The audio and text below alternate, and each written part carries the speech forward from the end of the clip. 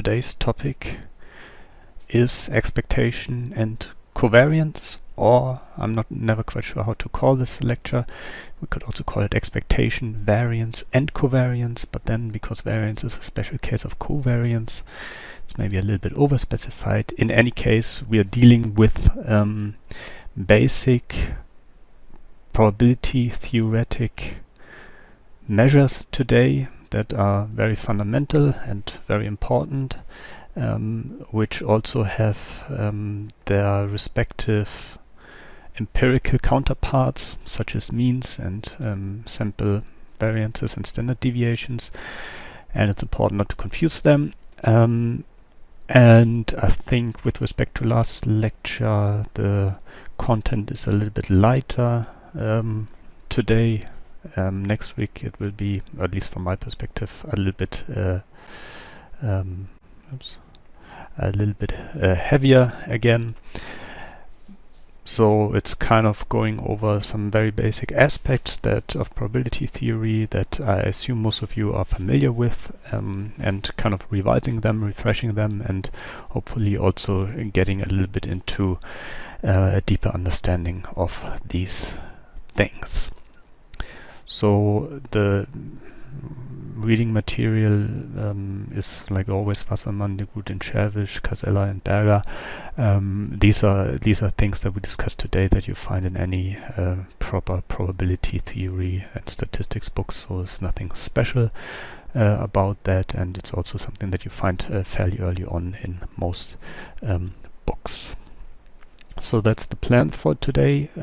So we start with discussing expectation, or also called expected value, then variance and standard deviation, and then the empirical counterparts to expectation and variance and standard deviation, namely sample mean, sample variance, and sample standard deviation. The plan is to get there in the first 45 minutes, and then after the break start to talk about covariance and correlation and their empirical counterparts. So that's the plan.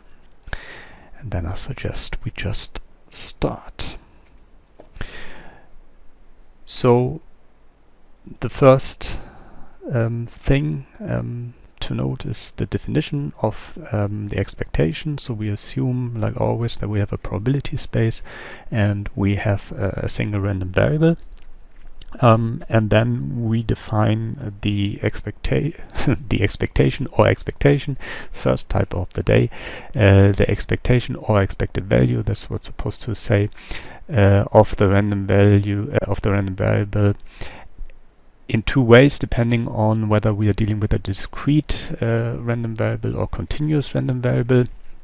There is, of course, a definition of expected values or expectations that reaches both scenarios, but this then really needs the full measure theoretic approach to probability theory and the notion of Lebesgue integrals, and then you can define the expectation of a random of a measurable function in a unified way, of which then the discrete and the continuous cases are special cases.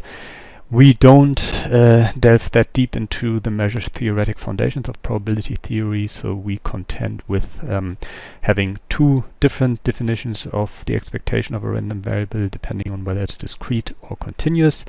And if it's discrete, so if there is a finite or a countable set of outcome values of the random variable, calligraphic x, then we define the expected value of the random variable x as the weighted sum of the values that the random variable can take on, and weighted each by the probability mass function value associated with the respective value.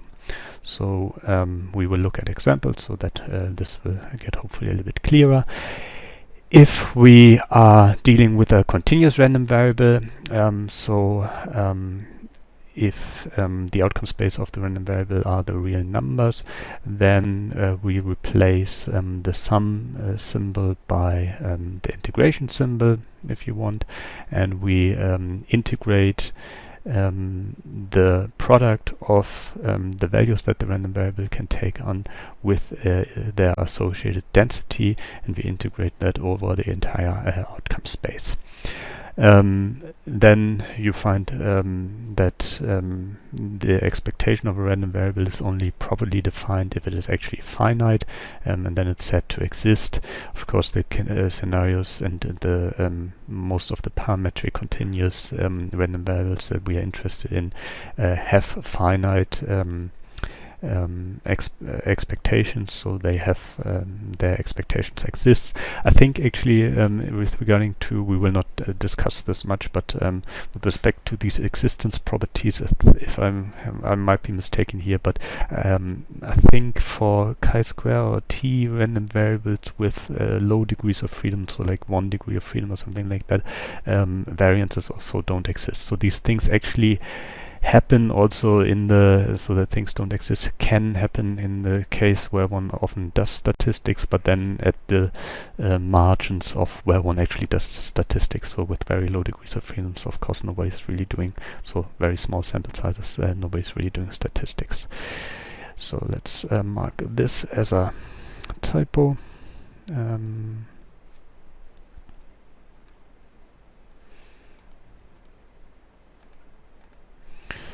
That's of course expected value.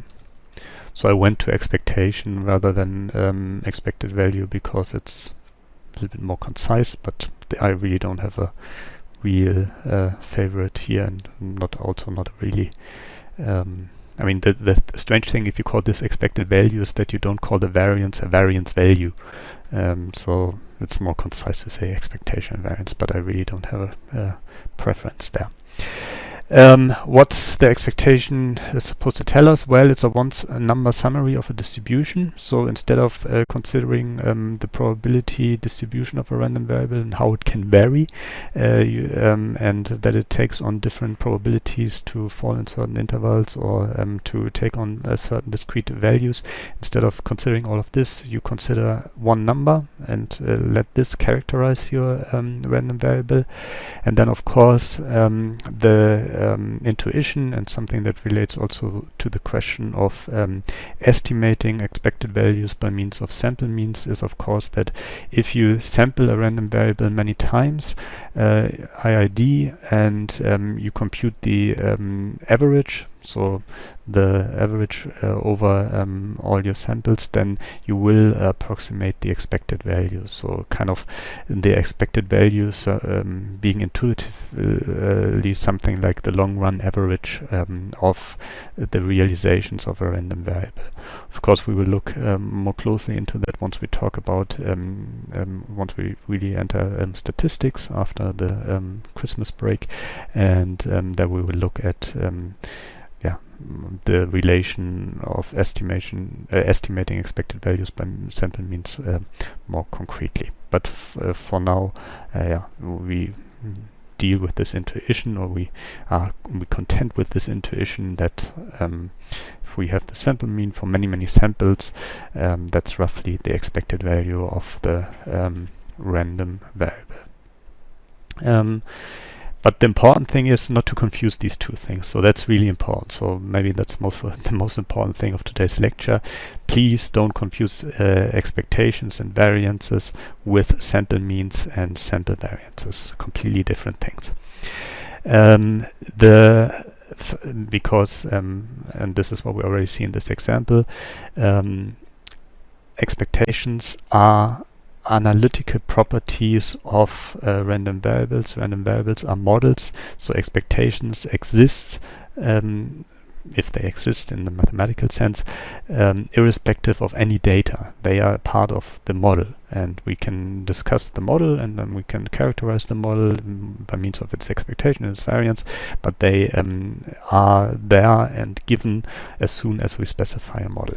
And this is what you see here. So we assume that we have a random variable which is Bernoulli distributed with parameter mu, then one can show, based on the definition of the expectation, that the expectation of this random variable is mu. How do we show that? Well, first we appreciate that x is a discrete random variable. It has two outcome values, and then we look at the definition. The definition says weigh the outcome values of the random variable with its with their associated probability mass function values. Well, we know the probability mass function of a Bernoulli random variable, and we can form the sum over the values that the random variable can take on.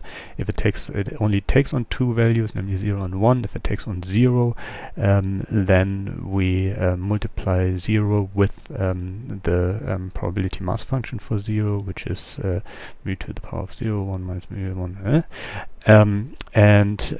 But this term doesn't matter anyway, because it's multiplied by 0 in the expectation. So the only thing of interest is here. So here we have 1 times mu 1 times 1 times mu to the power of 1 times 1 minus mu to the power of 0. So we get mu times 1, and we get mu. So this is then the expected value of this Bernoulli random variable, and of course you realize here already that the expected value is not necessarily a value that the random variable actually can take on. You might also know that dice has an expected value of 3.5. It's also not something that can come up. Mu can only come up in the Bernoulli case if mu is 0 or 1, then it's actually corresponding to an outcome value. Otherwise you have decimal values between 0 and 1, which don't form realizations of the random variable. But you can also appreciate that if you have mu, for example, being 0.7, and you now create samples from this Bernoulli random variable, then in roughly 70% of the cases you will observe a 1, and otherwise you will observe a 0. And if you average that, you get roughly, over many repeats, you get roughly 0.7. So that's a first example for computing expected value. That's for a discrete random variable. The next example is for a continuous random variable, namely a Gaussian variable. If you have a Gaussian random variable which is distributed according to a univariate Gaussian with expectation parameter mu and variance parameter sigma square, then the expected value of this random variable is the expectation parameter. So note the logic here. Mu and sigma square are parameters of the Gaussian distribution, or more specifically the Gaussian probability density function. The expected value is defined according to, for the continuous random variable, as the integral of the weighted values that the random variable can take on over the entire real line, and it evaluates to mu. Yeah. So, it's the same for the Bernoulli, but here we are. So the expected value of a Gaussian random variable evaluates to mu, which is something that I guess you know. It's in a way also quite fundamental, because of course the Gaussian has these nice properties that the expected value and the variance of a Gaussian random variable correspond to their parameters, which is not at all the case for most random variables, but for the Gaussian it is the case. How does one see this? Well, one has to integrate the Gaussian PDF over the entire space and weight it with x. So I put in a proof here. I will now not go over that proof. If we have a little bit of time at the end of this first lecture, then I go over it. It's a little less straightforward than I would wish it to be in this setting, because one needs to be quite into, or not that much, but one needs to be on top of one's calculus capabilities. So it's not as easy as this. So there's a proof now in here. Have a look at it. Of course, the proof you find that also in many books, and you find it on Wikipedia. So it's not special, but it still needs a little bit thinking about why this holds. So I might come back to it at the end of the lecture. So these were two examples. So the expected value of a Bernoulli random variable corresponding to the parameter mu, the expected value of a Gaussian random variable also corresponding to the expectation parameter mu. Now we want to look at some properties of expectations which are helpful for evaluating expectations. So often you need, if you put together a probabilistic model, then you might want to evaluate analytically the expected value and the variance of your model, or you want to design a model in such a way that the expected value is a certain number. Then of course you need to have a way to check that, and of course these kind of properties then help you doing calculations there. Of course these properties also help you a lot to understand derivations in things that you don't develop yourself, but you take from the literature, for example a t-test or something like that. So here are three properties. So the first is on linear affine transformation. So if x is a random variable and you have two constants a and b, and you define y to be a linear affine function of x, so you allow x to be multiplied by a constant and you allow to add a constant b, then the expected value of y is a times the expected value of x plus b. So if you look at it that here, in a way you can take the expectation operator that you have, oops, didn't want to mark anything here. If you have the expectation parameter expectation operator, if you see it from an operator perspective around this ax plus b, then you can basically write the expectation operator. Yeah, you take it into this expression and next to the random variable, and you can take the constants out. For proofs, I will say something in a second. This can be, if you want, be generalized. So if you have n random variables and n constants, then this linear combination of these random variables, again you can take the expectation operator into the sum and only apply it to the random variables. Of course you can extend this also to linear affine transformations here, but this was done like this. And then the question is always how do these things hold? For example, if you, of course the second property says if you form the sum of weighted random variables, if you form the expectation of the sum of random variables, that's the same as forming the sum of the expectations of these, of the weighted expectations. So again, forming the expectation of a sum of weighted random variables is the same as forming the sum of weighted expectations of these random variables. The question is, does this also hold for multiplying random variables? So if you have x, if you have n random variables x1 to n, is the expectation of the product of these random variables the same as the product of the expectations? And it is, but only if the random variables are independent. So that's one thing to keep in mind. So here there is no independence requirement, but for the product of random variables there is an independence property required. And as I said, this is helpful when evaluating expectations. With regards to the proofs of this, there are proofs included here, but actually the proof of the first, I think actually of all of them, are part of the Übung, so we will discuss the proofs in the Übung, so I will not go over them here.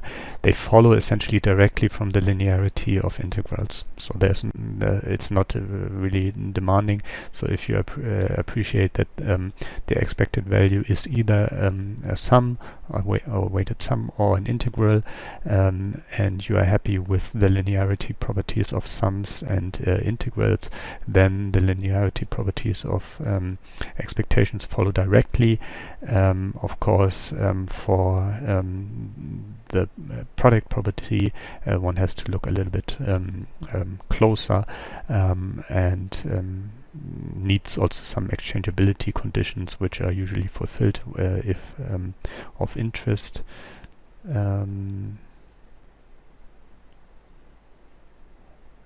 And this might be a typo here. Let me at least put a remark on this small x, I guess.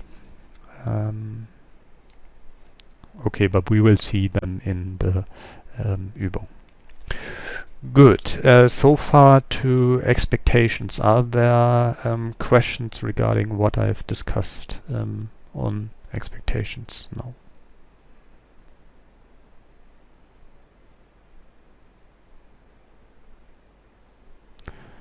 Apparently not. So then we go to variance and standard deviation. And again, variance and standard deviation are properties of a probabilistic model, or more specifically of a random variable. So we assume that we have a random variable with expectation Ex. Then the variance of x is defined as, I denoted with a bold V. It's defined as an expectation, and it's defined as the expectation of the squared deviation of the random variable from its expected value, and under the assumption that this expectations exist. The standard deviation, also a property of a probabilistic model, is the square root of the variance.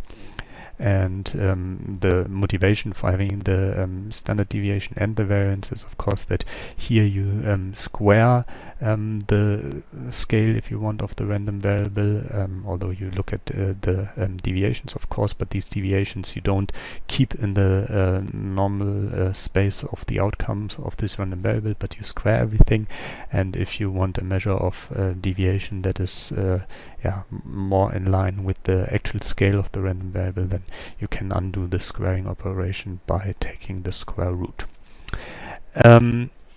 It is meant to measure the spread of a distribution. So you look at the expected value of x to deviate from its expected value. So how likely, if you want a heuristic intuitive interpretation, how likely it is that the value of the random variable deviates from its expected not how likely it is, that's wrong, sorry, but the degree to which the random variable deviates from its expected value, and if that's large in expectation, then of course the random variable shows a lot of variation. So it measures the spread, so higher variance means higher spread of the distribution. The square is in there because if you don't square this, then by means of the linearity properties of expected values, you always get 0. The intuitive notion is that then positive and negative deviations of the random variable from the expected value cancel each other out.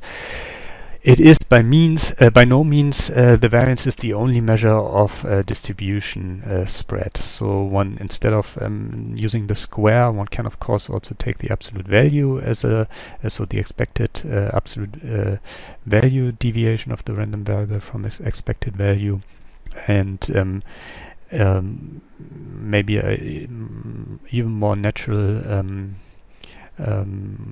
measure of spread for an even more natural measure of the spread of a distribution, or the uncertainty associated with the random variable, might be the entropy, which however doesn't feature in classical statistics that much. So the variance is the typical measure of spread that is used in classical statistics. Of course, it's very closely associated with, or it has its empirical counterpart in the sample variance and the sample standard deviation, which are very popular ways to describe the variability of data, and hence the variance also dominates there. And actually the entropy is not that easily empirically evaluated, because you need to characterize the probability density or mass function for it, and you cannot just compute it based on the realizations. So that's why variance and standard deviation are in the empirical meaning quite popular, and hence also the analytical counterparts as discussed here are very popular. Again, this is something that you can compute from the probability mass function and the outcome space of the random variable. So if we look at the Bernoulli random variable, then we find that the variance of it is mu times 1 minus mu.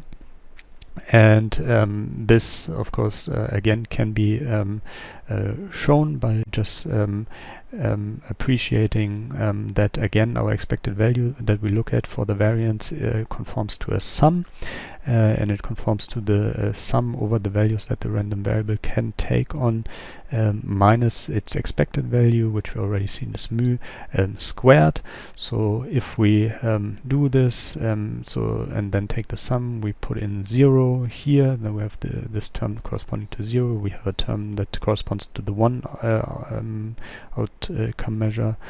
Then these things remain, and then we need to bracket out things in a sensible, useful manner. So 1 minus mu is bracketed out here, and then we retain this expression and end up with mu times 1 minus mu.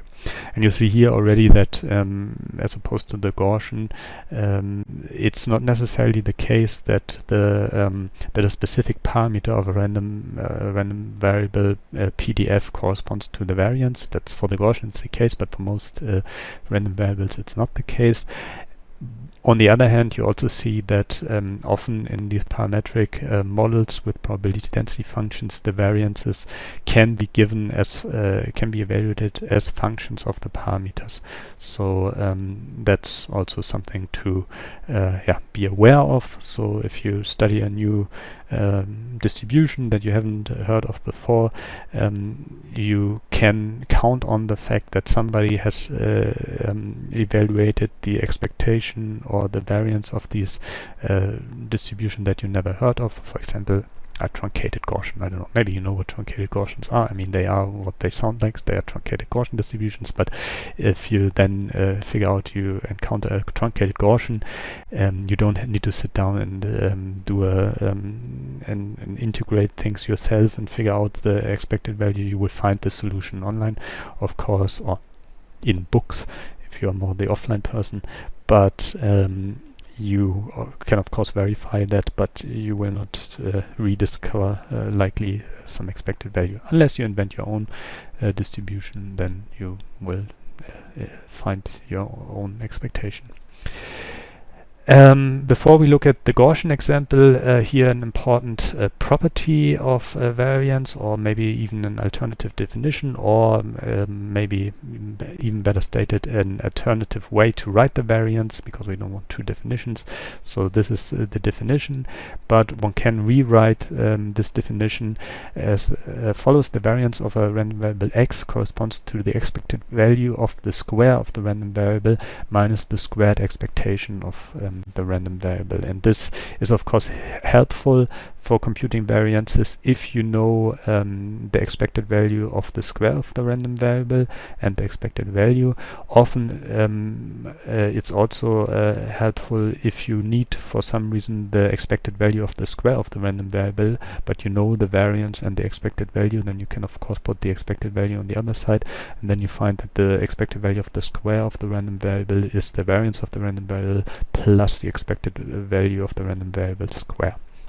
Why does that hold?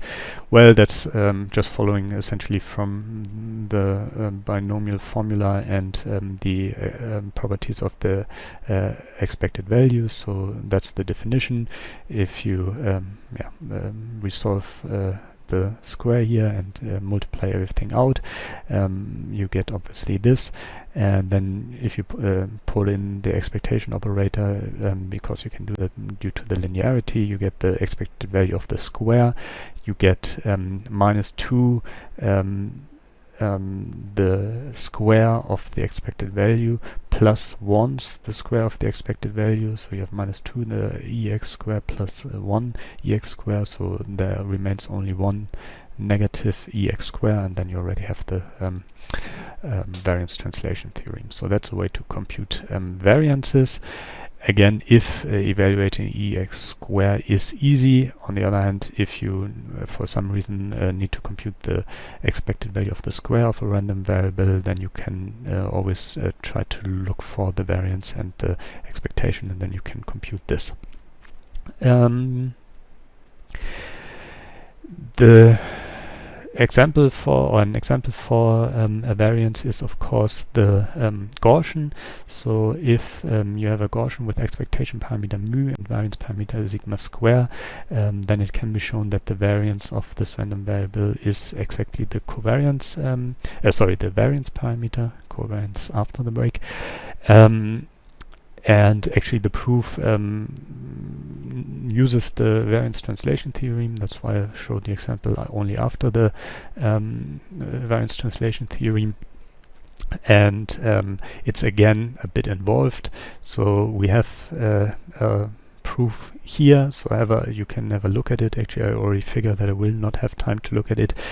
I'm also not 100% mathematically convinced by the proofs that I wrote down here, because what I'm ignoring a little bit are these integrals with infinity as their boundaries, which are then of course limits, and this I'm not doing that properly. Yeah, it's a little bit unfortunate that to show that the variance of a Gaussian corresponds to its variance parameter is again a bit involved. But yeah, if you want to know why these two proofs that I put in here are definitely a starting point, and I guess over the years I will make them a little bit better, and maybe I also find simpler ways to show that, but I doubt it. So that were two examples for variances. Again, for the Bernoulli, it's mu times 1 minus mu. For the Gaussian, it's the variance parameter, the univariate Gaussian. Now let's look at some properties of variances, because again, if you evaluate variances, it may be helpful to have some tricks at hand that you can apply. So first thing, linear affine transformations. If x is a random variable and you have two constants a and b, and you define y to be the linear transformation of x, so ax plus b, then the variance of y is not a times the variance of x, but a squared times the variance of x. That's quite important. And the standard deviation of y is the absolute value of a times the standard deviation of x, which just follows from the definition of the standard deviation as the square root of the variance. And if you take the square root of a square, you of course get the absolute value of the original value. If it was negative, you square it, you get something positive, you get something positive as the square root, so you add the absolute value of a. If a was positive from the outset, then the absolute value of a and the square root of the square of a are the same thing. For linear combinations of random variables, we already need an independence assumption to have something similar to what we've seen before, where you basically the variance of a linear combination is roughly the linear combination of the variances. It's actually not the linear combination of the variances, but you need to square each constant value. And if the random variables are not independent, then variances of linear combinations or variances of random variables don't simply add. We will see that once we talked about covariances, because then the covariances start to play a role. These properties again will the proofs for these properties again will be discussed in the Übung, so we will not go over them. They follow now, so they will they follow by simple calculation, as you can see here. So we will have a look at that in the afternoon. It's a little bit more calculation if calculation arithmetics if you look at linear combinations, but it's all fairly straightforward. Yeah. Good. So this was variance and standard deviation. Again, expectation being a one number summary of the distribution and describing something like the long-term average of realizations of a random variable, and variance describing the spread of the distribution, so the expected value of the squared deviations of the random variable from its expected value. A measure of spread, and in the squared scale of the random variable original outcome space, hence the standard deviation as the square root of this in the original scale of the random variable. But of course by no means the only measure of spread of a distribution, but a very important measure that features heavily in statistics. Now again, both expectation and variance and standard deviation are properties of probabilistic models. They are analytical, theoretical properties that you can evaluate as soon as you define your probabilistic model. They have empirical counterparts, which we will discuss now, but these empirical counterparts only arise once you start to model data, or maybe then even actually realizations of them once you acquired some data. So let's look at sample mean, sample variance, and sample standard deviation. So if we have n random variables, then we can define a new random variable that we call bar xn, and we define this bar xn as the sum of the random variables divided by the number of random variables. So something that you of course know as the arithmetic average. So the average of n random variables is called the sample mean. You need to keep in mind here that we are talking about random variables, and so these are random variables, so essentially functions that you sum and divide by n. And of course what you get is also a random variable, because you have a linear combination of random variables. So the sample mean, and that's an important view from statistics, because we will talk about the properties of the sample mean and how well it approximates, for example, the expected value, and what the estimator properties of the sample mean are. The sample mean is a random variable, and we can talk about things like the expectation of a sample mean. So that's an analytical property of a random variable. But of course in a concrete scenario you can have realizations of your random variables, and if you have realizations of them you can substitute them for the random variable here, and then you get a realization of your random variable sample mean, and then you have actually an average computed. The sample variance being defined as the sum of squared deviations of the random variables xi from the sample mean, and multiplied divided then by the number of random variables minus 1. This is what we would call the sample variance. We will also call something the maximum likelihood estimator of the variance, and there's actually a third version that we have in one of the exercises that all differ by the denominator here. The sample variance, for those who know what that means, is an unbiased estimator of the variance, so it's usually preferred over the maximum likelihood estimator. What these things mean we will of course discuss once we enter statistics. Here we you just use this definition. So the sample variance always means divide by n minus 1, and what you divide by that is the sum of squared deviations of the random variables from the expected value, and the sample standard deviation then just being the square root of the sample variance. So again, to dissociate these things a little bit, so the expected value, the variance, and the sample standard deviation are summaries, should of course be math BBS, being summaries of a random variable. So again, expected value, variance, and standard deviations, summaries of a random variable x. Sample mean, sample variance, and sample standard deviations are summaries of a random sample, so a set of n random variables. And again, from the statistical viewpoint, these things are random variables themselves, which can of course have realizations, and these realizations result as soon as you have realizations of the random variables that you are modeling. So here's a very concrete example. So we assume that we have 10 random variables which are univariate Gaussian distributed with expectation parameter 1 and variance parameter 2. And we assume now we have a set of 10 realizations of the random variables. These realizations I denote with a small letter.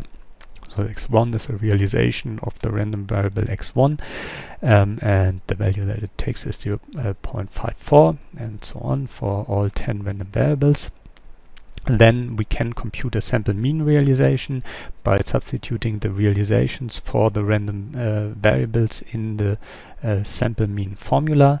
So of course what I'm just talking about here is computing the average of these values, but from the statistics viewpoint, of course, these are realizations of random variables, and we are substituting them for the random variables in this random variable by xn. If we do that, we get the average of these values, which turns out to be 0.68 here. And the same for the sample variance. So we can compute a realization. We divide by we divide by n minus 1, sorry, so 10 minus 1, so 9.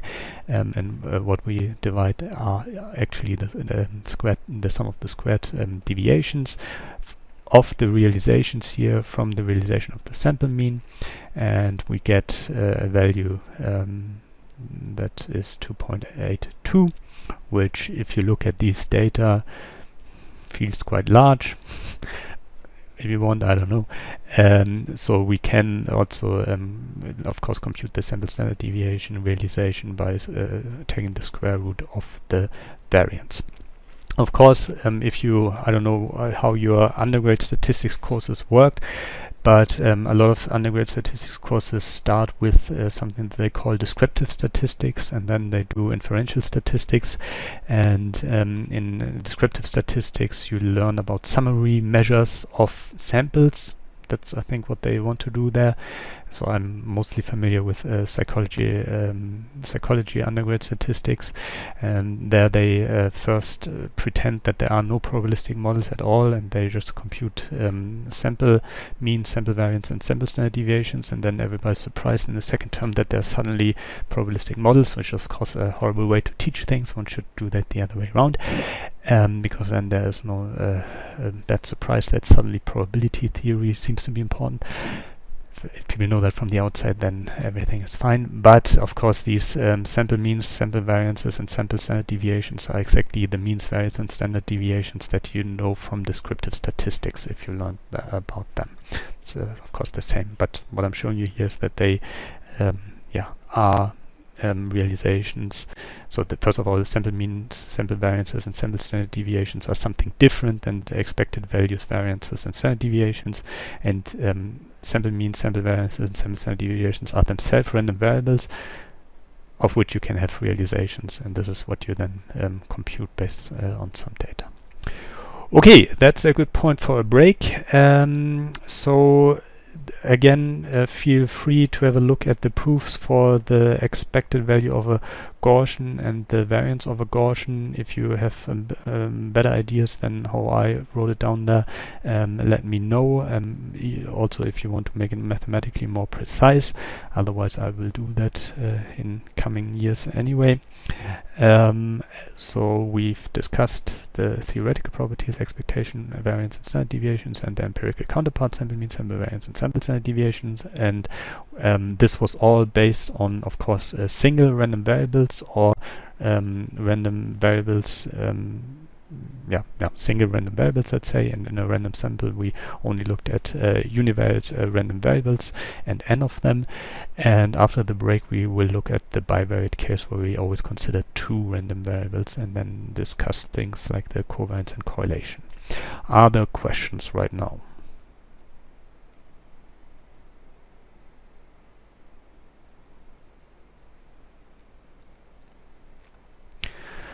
Apparently not, so let's take a break and continue at 8:30. Good, so now the aim is to go over 2 equally important analytical measures that describe or can capture what's going on in bivariate distributions, which from a data analytical perspective may even have even more important empirical counterparts, namely the sample covariance and the sample correlation, and correlations, of course, between different variables or different things in real life are, of course, something that or something that is behind a lot of research. So that something correlates with something else is kind of what most people think is all what empirical science is all about. And in a way, it is actually what empirical science is all about. It's not what, from my perspective, science is all about, because there you also want to invent explanations and not only find associations.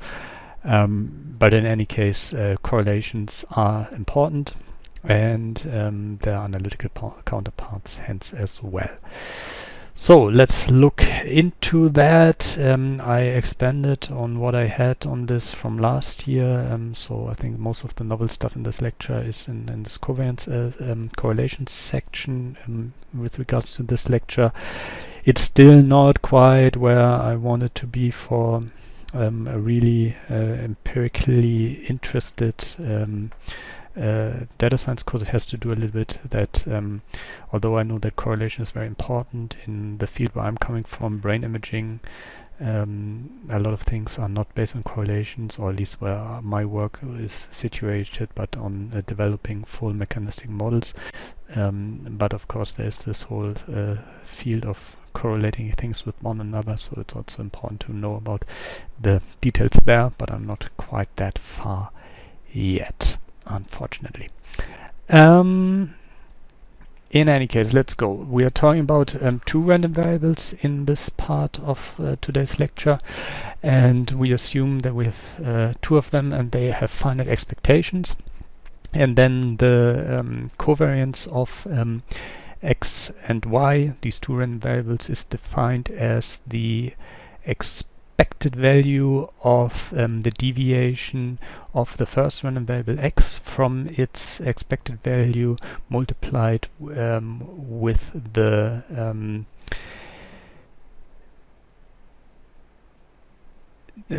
deviation of the second random variable y from its expectation. And this, although it looks relatively, so I think this definition is a little bit misleading in how it looks. I mean, this is how you find it all the time. Thing is, here you have an expectation, here you have an expectation of a one random variable, so you form this expectation with respect to the marginal distribution of x. Here you have the same thing for y, and here you have an expectation of a bivariate entity, because you have a random variable x and you have a random variable y, so this expectation is actually formed under the joint distribution of x and y. And this, if you look at just this expression here, that's not, of course, immediately clear, because that's not explicitly denoted at this expectation parameter, neither at this, so they look fairly similar, but of course they mean slightly different things, because this is an expectation of a bivariate entity and this is an expectation, this is a marginal expectation. So that's something we will see, of course, in an example, and it's something to keep in mind. Intuitively, of course, this is about the question how or the degree to which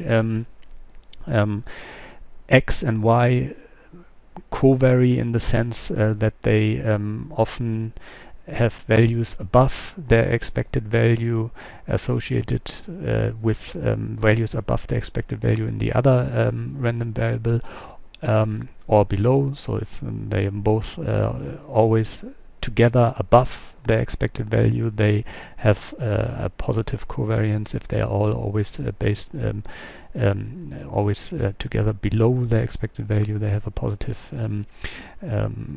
covariance. And if one of them is above its expected value and the other one is reliably below its expected value, then of course we have a negative covariation. The correlation, also known as the correlation coefficient of two random variables, is here denoted by rho, rho x y, and it's defined as the covariance of x y divided by the standard deviations of x and y, so the square roots of the variances of x and y. If one, so one can of course look at special cases of the covariance. If you, instead of considering y and you consider x twice, then of course you here have the expected value of the square of the deviation of x from its expected value, which is the variance of x. This is so from this point of view you can view the variance as a special case of the covariance. This is already what I said. So the correlation is also known as the correlation coefficient. If the correlation coefficient or the correlation is 0, then x and y are uncorrelated. Again, we are talking about model. We're talking about a probabilistic model that comprises two random variables, and x and y are uncorrelated if we design the model to be so. This is not the uncorrelated notion of sample correlations. These are analytical properties of probabilistic models, and if this correlation is 0, then they're called uncorrelated. And actually the correlation coefficient is a standardized measure, if you want, or normalized measure of covariation, because it takes on values between and equal to -1 and 1. To show that, there are different ways to show that. I decided against a direct way to show it because it's quite so it creates work, and it's so much easier to show this normalization property of the correlation coefficient once one has established the Cauchy-Schwarz inequality, which we'll do next time. So for today I'm only telling you that the correlation takes on values in the closed interval -1 to 1. And we will actually discuss these boundary cases -1 and 1 later on in this today's lecture, without showing that the correlation actually takes on values there. But I promise you we will see that next week, and it saves us some work not showing this directly, but as a consequence of the Cauchy-Schwarz inequality. So here's the first example for the covariance and correlation of two discrete random variables. So if we have two discrete random variables, x1 and x2, might have called them x and y, together with the maybe I put this as a remark here. So our y is now called x2 and our x1 is called so it's not really a typo, but it would be maybe a little bit nicer to call them x and y. If we have two random variables, x1 and x2, and they have a, we of course then always assume that they have a joint distribution. Of course they can be independent, then they have a specific joint distribution, or they can be dependent, like these here. Then they have also some other joint distribution. So we have a joint for discrete random variables. We then have a joint PMF, and in this example we assume that x1 takes on two values 1 and 2, and x2 takes on three values 1, 2, and 3. And we have the following joint PMF, so the combination x1 equals 1, x2 equals 1 has probability mass 0.1, and as as you see here. So we have defined the joint distribution by means of the probability mass function. Then we can compute the covariance according to its definition. Again, whenever you have two random variables, they have a joint distribution. They can either be independent, then they have a specific joint distribution, or they are not independent, then they have some. They must have some other joint distribution which you can specify. This example is from this book, which is also okayish. It's good. So let's compute the covariance and correlation of these two random variables. So first, of course, we need to evaluate the expected values of the marginal distributions, so of x1 and x2. And to this, if we only define the joint PMF, we of course need to compute the marginal PMFs first, which you see here, and then it's fairly straightforward to compute the expectations of the marginal random variables, which are 1.7 and 1.5 here. And then we need to appreciate that this is an expected value, as I already said, of a bivariate entity, or you can also view it as the expectation of a two-dimensional random vector. So we need to evaluate either the double integral or the double sum of the values that the bivariate entity can take on, weighted by the associated probability mass or probability density function value. In our case, or in this example, we have discrete random variables, so we have a sum. And this, so maybe the first line is actually the most important line here, the rest is kind of arithmetics. So the important thing to appreciate here is that the expected value of the deviation of x1 from its expected value times the times x2 minus its or the deviation of x2 from its expected value is corresponds to the weighted sum of the values that x1 and x2 can take on, and x1 can take on the values 1 and 2, x2 can take on the values 1, 2, 3, and these deviations from their respective marginal expectations are weighted by the joint probability mass function that is associated with the respective values of x1 and x2. Yeah, so this is what I also meant earlier, that it's a little bit, it's not wrong, of course, but one needs to appreciate that this expectation, if one sits down and does the calculations, looks a little bit different than these marginal expectations. Of course, conceptually it's the same thing, but it's a bivariate thing. And then for this example, of course, it's a matter of substitution, so the expected values we already have, and then it's a matter of expanding these sums. So I'm first expanding this inner sum here, and then I also expand this outer sum, and this is then where you see the full beauty here. So it goes over all values of x1, it goes over all values of x2, so here 1, 1, 1, 1, 1, 1, 2, 3, and 1, 1, 1, and here 2, 2, 2, and 1, 2, 3.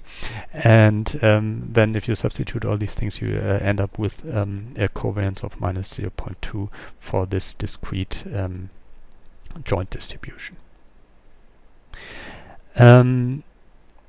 As an example for the continuous case, I of course have the Gaussian example here. So if we assume that we have if you have a bivariate random vector that is distributed according to a bivariate Gaussian with expectation parameter mu and covariance matrix given here, then one can of course also evaluate the covariance and the correlation coefficient, and one finds that the covariance of these two random variables corresponds to the off-diagonal entry in the covariance matrix parameter of this bivariate Gaussian. The correlation coefficient corresponds to the off-diagonal entry, which is of course because the covariance matrix needs to be positive definite and hence also symmetric, is the same as oops, yeah, I mean it's fine to do it like this. One might also, it's the same thing as this, so it's fine. It could be also written as, and depending on what you like, of course this is also sensible to write it like this, but under the constraint that these two are the same. The correlation coefficient then is given by this off-diagonal element divided by the square roots of the diagonal elements and the product of these two. The proof of this is of course similar, or not similar, but similar in spirit, let's say, to evaluating the expected value of a Gaussian or evaluating the variance of a Gaussian.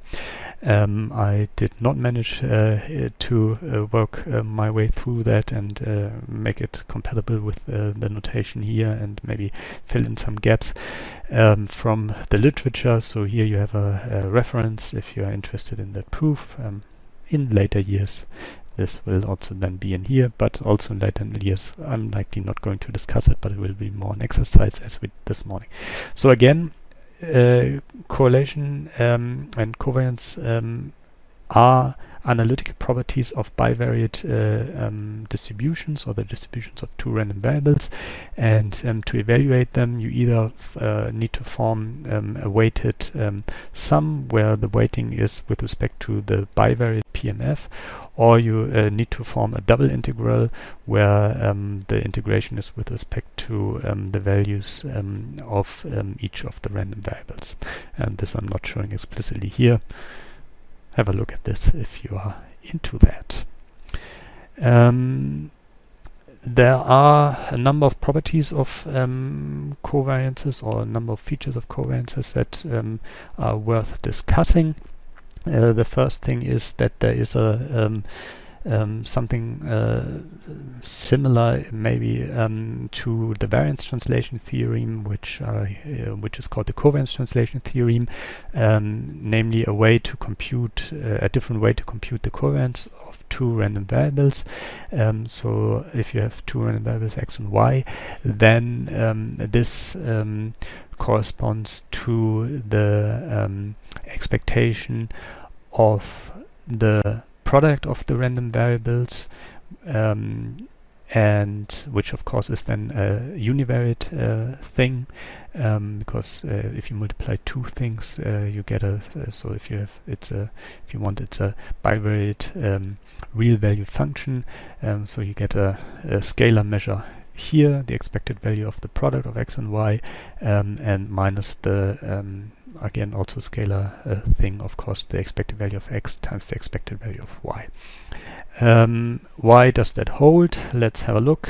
So with the definition of the covariance, we first have this, then we can of course multiply everything out, still appreciating that these expected values that we see are slightly different. This is with respect to a bivariate distribution, this is with respect to a univariate distribution. Then we compute the bivariate expected value of this function of the two random variables. So we need to look into the two-dimensional PMF to evaluate this.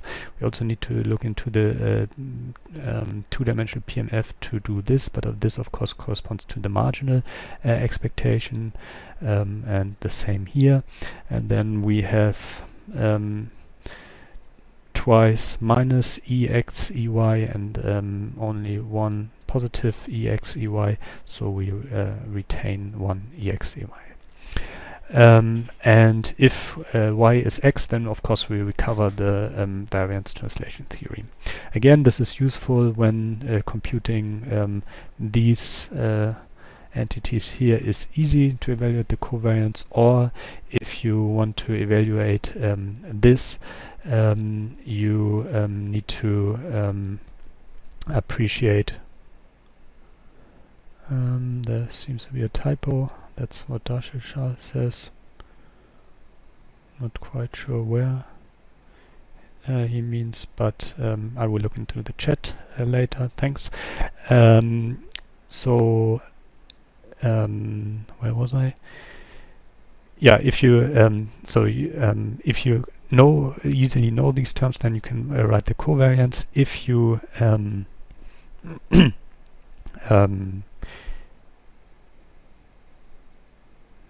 quite sure what the type is.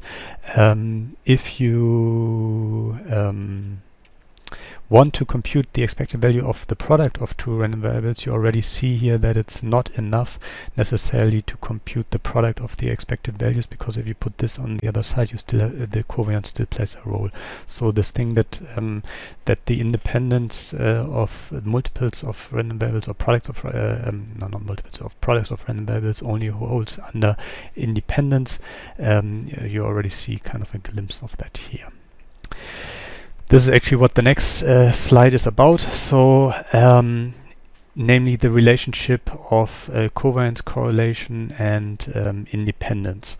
And independence here, of course, meant in the sense of the independence that we discussed since lecture 1 or 2, where we discussed probability spaces and the notion of independent events, and then when we discuss multivariate distributions, the notion of independent random variables.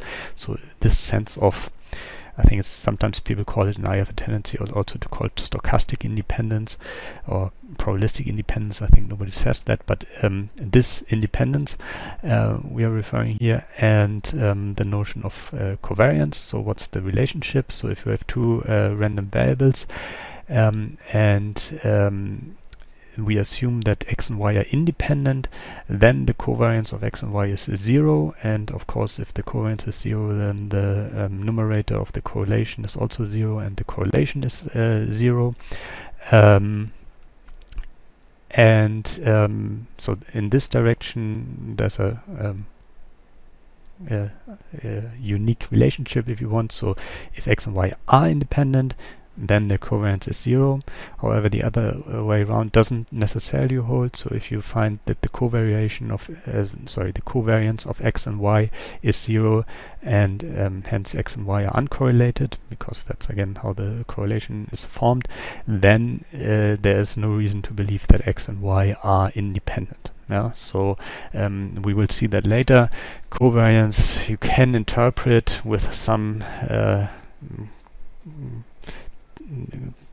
what it said, mit Zähneknirschen, with grinding teeth. You can interpret covariance as a measure of linear dependence, in which sense exactly we will see in a second. But that's it. It's not a measure of stochastic dependence. So there, for example, mutual information as the KL divergence between the actual joint distribution and the factorized joint distribution is a much more sensible measure of independence. Covariance is just not a measure of independence. The covariance is just 0 if x and y are independent, but the covariance can be 0 even if x and y are heavily dependent, as we will see. Let's look at where this comes from. So we first show here that the independence of x and y implies that the covariance is 0. For independent random variables, we have seen before that the expected value of the product of the random variables corresponds to the product of the expected values of the random variables. With the covariance translation theorem, we then have that this Ex, the expectation of the product of x and y, corresponds to the product of expectations of x and y, and then we already see that the covariance is 0 if x and y are independent, and then of course also the correlation is 0 and x and y are uncorrelated. The other way round we show by means of a counter example. So we can at least show for one example that if the covariance is 0, then x and y are not independent. So the sentence here holds, or the theorem here holds, that x and y are not necessarily independent. Of course, they can be independent if the covariance is 0 and x and y are uncorrelated, but they don't need to. And here's the kind of counterexample, if you want, which is not really a counterexample, but it's an example for the fact that if you have 0 covariance, you might still have dependence.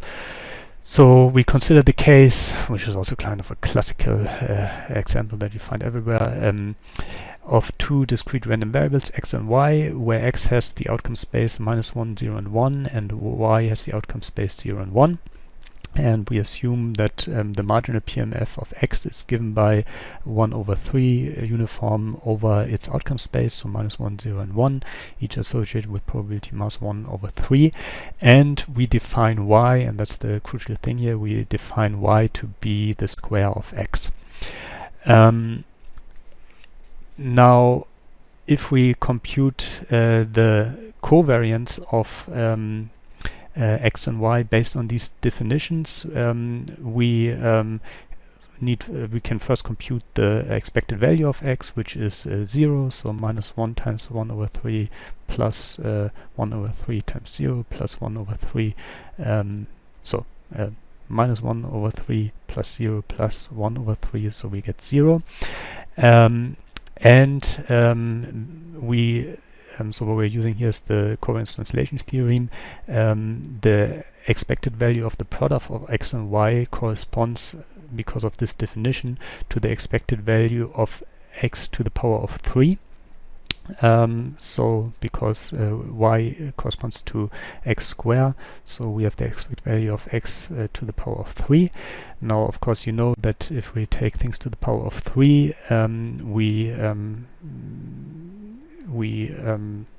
it's the same essentially in this case as if we take to the power of 1. So -1 to the power of 3 is -1, so we get -1/3. This remains 0, and here we get 1/3, so we also have 0 here.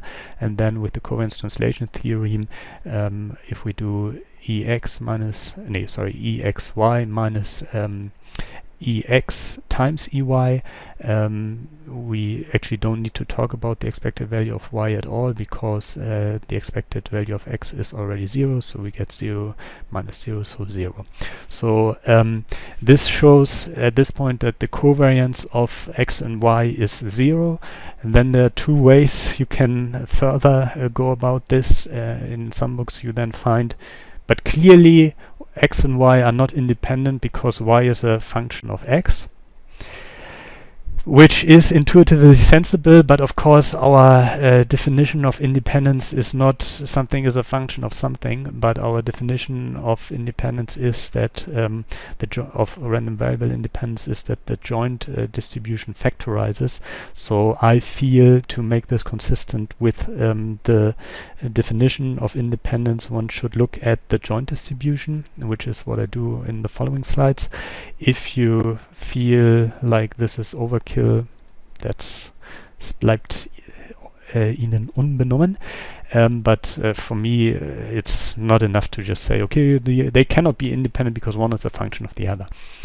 That's not the definition of independence. What I then here do is I look at the joint distribution. Of course, I can form the joint distribution based on the marginal of x and the conditional of y. Of course, one first needs to think a little bit about the conditional distribution of y, but based on this functional relationship here, it is clear that the probability of y being 0 if x is -1 is 0, and the probability for y being 1 if x is -1 is 1, because we square.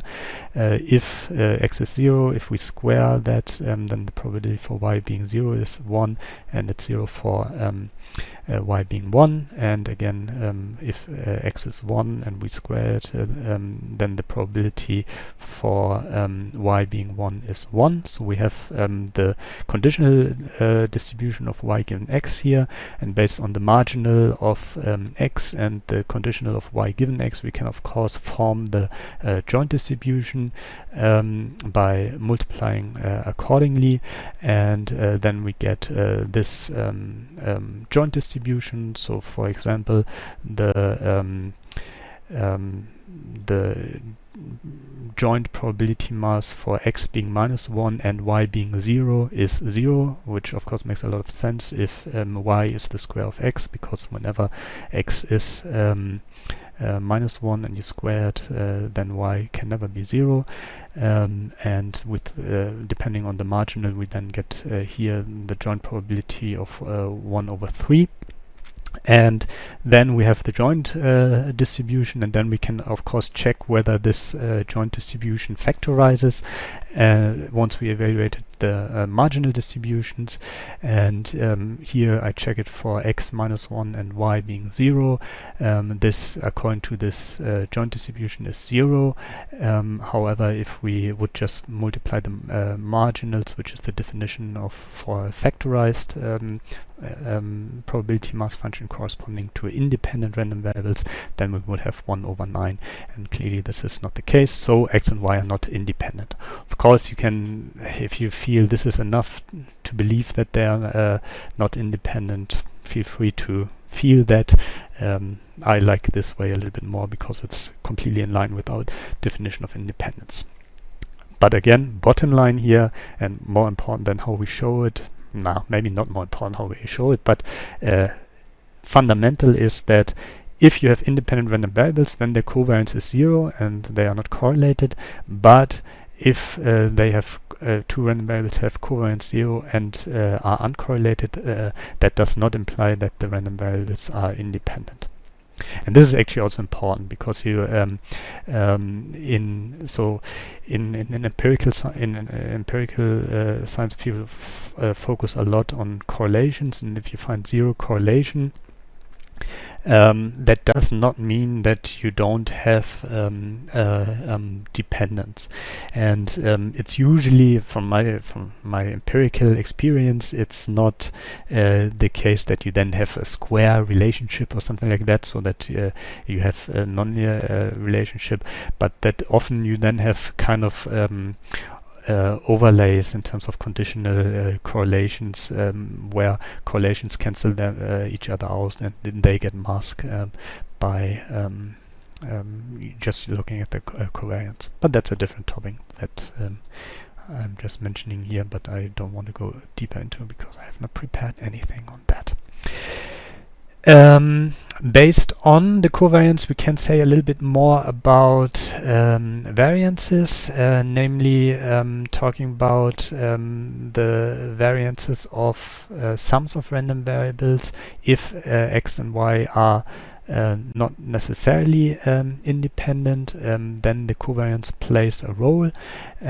So for example, the variance of the sum of two random variables is not just the sum of the variance of the individual variables. That only holds under independence. Under independence, when the covariance is 0, then it holds. But if the covariance is not 0, then this does not hold. So the variance of the sum of two random variables depends on their covariance, and we will see the proof for that in the Übung. So we will have a look at that again later as well. Now finally, the last thing that I want to discuss, at least I have to do two things. Let's do what do I want to do first? Maybe let's first look at the empirical counterparts. So like for the sample, for the expectation, variance and standard deviation, you have the sample mean, sample variance and sample standard deviation. You have of course the empirical counterparts of covariance and correlation. They are essentially defined as you would expect them to be. So if you have a bivariate random sample, then of course the sample mean is a bivariate entity where the components are the sample means of each of the components of your random sample. The sample covariance is evaluated essentially as the sample variance. Again, the denominator here is n minus 1, so that we have a unbiased estimator of the covariance.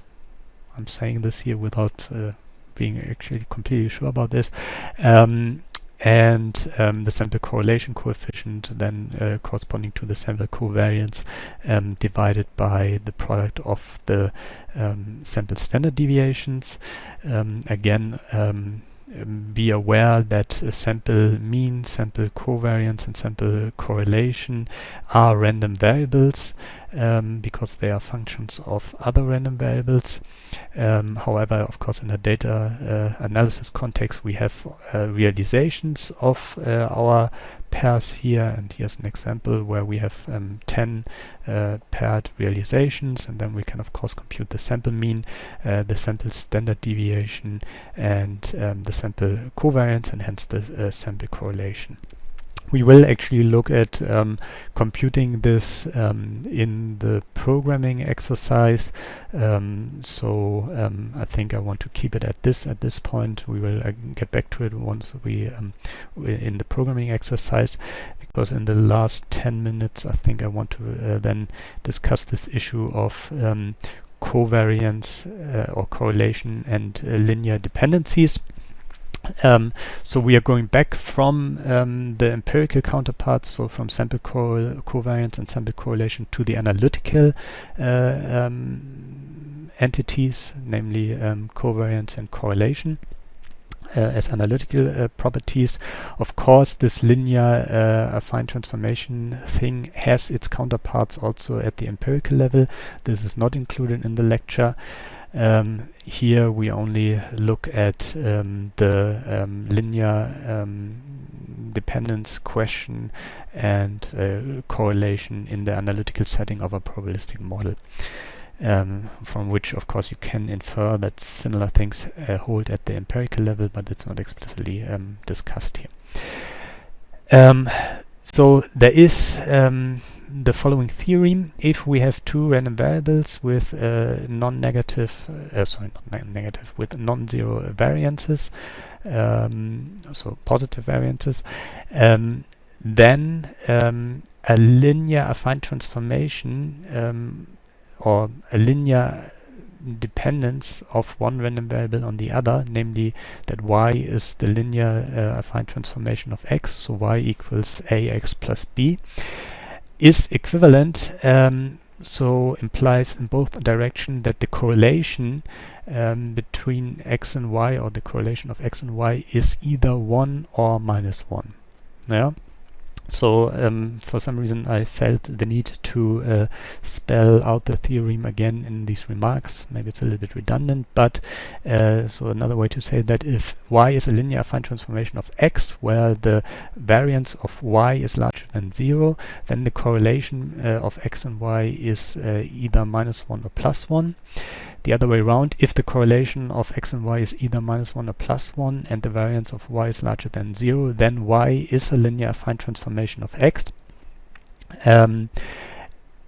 But this also implies that if the correlation is not equal to minus 1 or plus 1, but in the open interval of minus 1 to 1, and the variance of y is larger than 0, then y is not a linear affine transformation of x. This scenario that if you have a linear affine transformation, so if y is a linear affine transformation of x, then the correlation of x and y is minus 1 or 1, results in the fact that the correlation coefficient is commonly interpreted as a measure of linear dependence. The question is, what does it mean if the correlation coefficient is 0.3? Are they then 0.3 linear dependent, and what does that mean? I think it's important. So actually, maybe one can say more than this theorem says. There I would have to study myself a bit more into that. But what this theorem says is that if y is a linear affine transformation of x, then the correlation is 1 or -1, and the other way around. If y is not a linear affine transformation of x, and there are of course an infinite possibility of how y can then be related to x, then the correlation coefficient is not 1 or -1. But it's a little bit hard to say how much linear something is. Of course, you can do polynomials, and you can do go to varying powers of polynomials and see how the correlation coefficient behaves then. But of course, polynomials are also not the only functional dependencies that functional dependency you can have between two entities. So I think it's important to appreciate that the theorem here says that if y is a linear affine transformation of x, then the correlation is 1 and -1, and or -1, and besides that it doesn't say anything from my perspective. How can one show that? So I managed to go through the implication from here to here. Didn't manage to go the other way around. So the proof shows that if y is a linear affine transformation of x, then the correlation coefficient is either 1 or -1. The other way around can also be shown, but that's not included, so I contend here with this implication. So we assume that y is a linear affine transformation, and the variances of both of them are positive. This then already implies that the standard deviation of y is either plus or minus a times the standard deviation of x, and the covariance of x and y is a times the variance of x. If you take this for the moment as given, then if you substitute this here in the very end, then you already see that this holds. So focus here on 71 first. So the correlation is defined as the covariance divided by the standard deviations. If the covariance is a times the variance of x, and the standard deviation of y is plus or minus the standard deviation of x, then of course we have plus or minus the variance of x times a here in the denominator, and then we have the same entity with either a minus sign in front or not a minus sign in front in the denominator, and we get a plus -1. So the question is, why is the standard deviation of y plus minus the standard deviation of x, and the covariance of x and y a times the variance of x? We can use the properties of expectations here, so let's go step by step.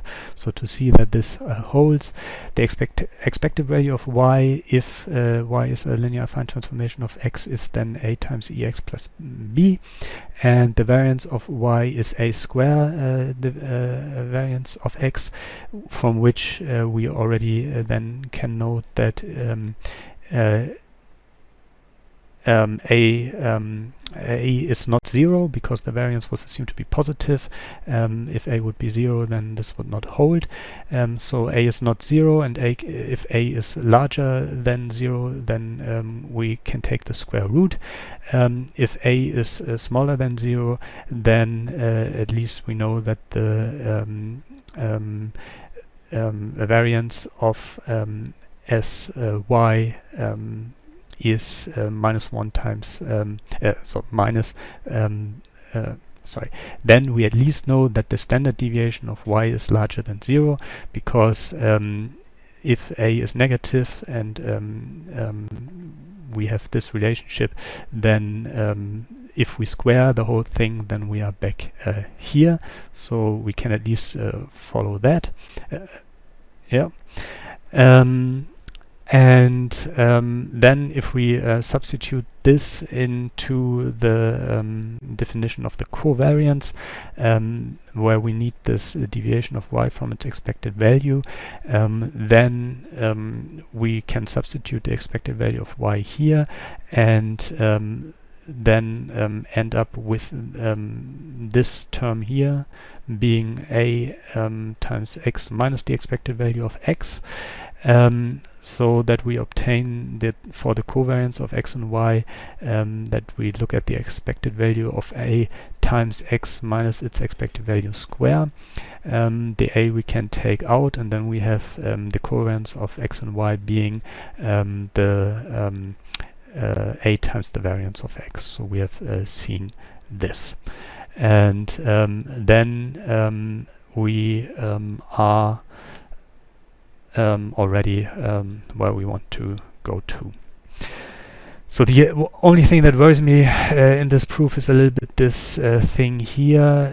Of course, it's fairly straightforward. If a is larger than 0, then we can evaluate the standard deviation directly. If a is negative, so we know that a is not 0. If a is negative, then of course it's not. So I'm not completely happy with this thing here, as you might have noticed when I tried to explain it. Maybe somebody has a better idea. Let me know right right into the chat, or tell me in a second how we get there. But in essence, that's the proof for this direction. So again, the important thing here is to note that if y is a linear transformation of x, then the correlation between x and y is either 1 or minus 1, and the other way around. If the correlation of x and y is 1 or minus 1, then y is a linear transformation of x. You could of course also, because of course this is symmetric, then also x could be a linear transformation of y, which you just get by reformulating this. But that's the thing about correlations and linear dependencies. Good. So that's it for today. In the exercises, we will look again at things that we discussed today that relate to expectation variances, and then also covariances, and we look at some proofs. In the programming exercises, the idea is actually to evaluate sample mean, sample variance, and sample deviations, and maybe, depending on how time goes, also look at a sampling validation of the relationship between variances and covariances in terms of sums of random variables. Okay, so I guess we should postpone, if there are questions, we postpone them to the Übung. So we will start the Übung with a question round, or maybe if you have some comments regarding the last bit on the linear dependence. If you have a better idea than this here, let me know. So we should stop now, because the next lecture will start soon. Again, expectation variance and standard deviation, covariance and correlations are descriptive statistics, if you want, of probabilistic models. And expectation variance and standard deviation referring to univariate models, covariance and correlation to bivariate models. They have their corresponding empirical counterparts, and in following lectures, when we talk about estimation and so on, we will also see how well sample means, sample variances, standard deviations, and maybe also sample covariances and sample correlations perform in estimating these analytical properties. Okay, let's stop here and continue at 1 p.m. First with if there are any questions, and then the presentations of more proofs and details.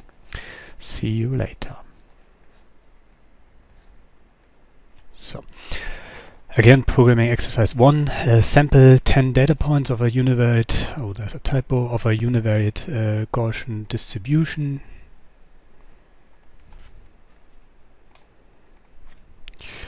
Of a univariate distribution, and evaluate the sample mean, sample variance, and sample standard deviation. Of course, we've seen how to sample from univariate Gaussians, so in my code here I actually don't sample, but I use these data points, which are the data points that are on the corresponding lecture slide. And then, of course, it's really simple to implement computing a sample mean, a sample variance, and a sample standard deviation using the NumPy array arithmetics. So we have an array that has our 10 data points. If we use np-sum on this array, we get the sum of these 10 data points, and we divide by the number of data points. That's fine. And if we want to compute the variance, we can use broadcasting, it's called in Python, which is something like array expansion maybe in MATLAB.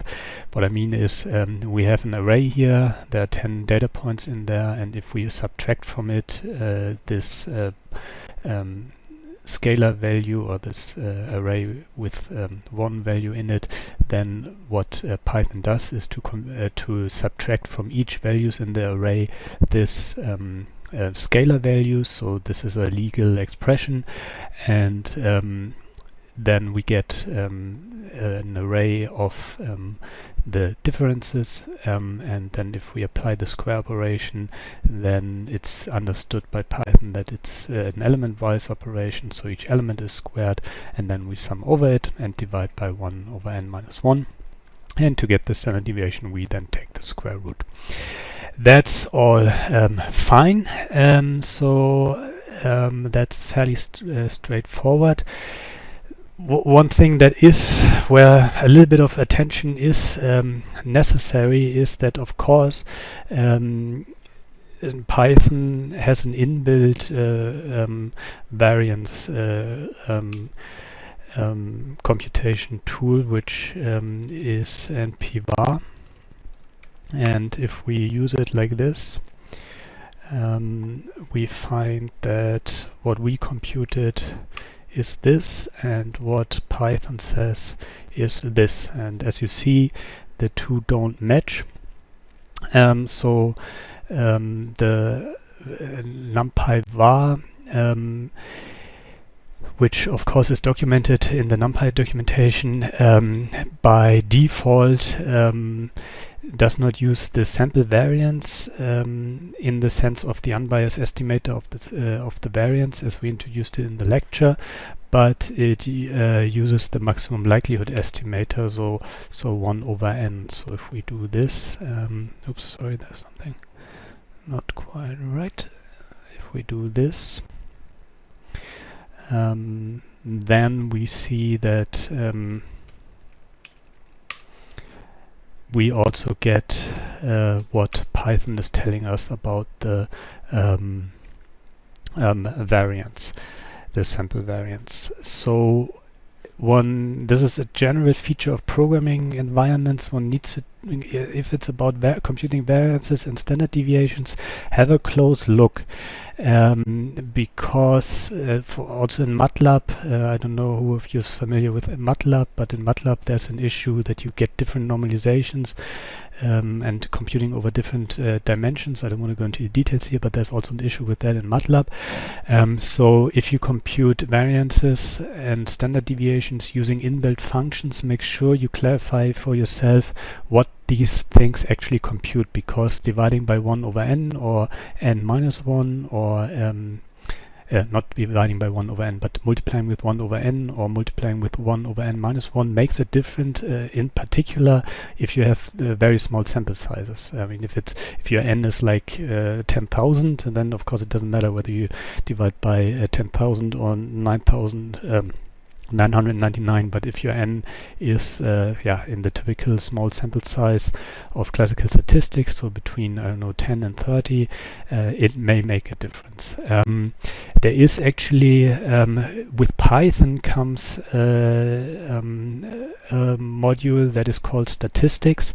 If you use the formula for the variance in the statistics module, then you actually get the sample variance. So so if you use statistics here, so this is, I import statistics as st. I wanted a short abbreviation, and then I compute here the variance of the sample using st, and this matches with the 1 over n minus 1 factor. You can also, of course, fine-tune the NumPy variance evaluation by setting these I think they're called differential degrees of freedoms, by setting this to 1. What this defines is the maybe I'll write it here. What this does is that it divides by the length of x minus dd of, d dof, so the difference degrees of freedom, and per default dd of is 0. So if you just do it like I did before, then it will divide by n minus by n. If you set this to 1, then it uses the am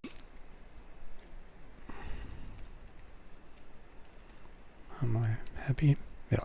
Then it uses the sample variance formula where it divides by n minus 1. Yeah, so this is basically a heads up. If you use NumPy to compute variances and or standard deviations, actually that's a good point. Does that exist? stdx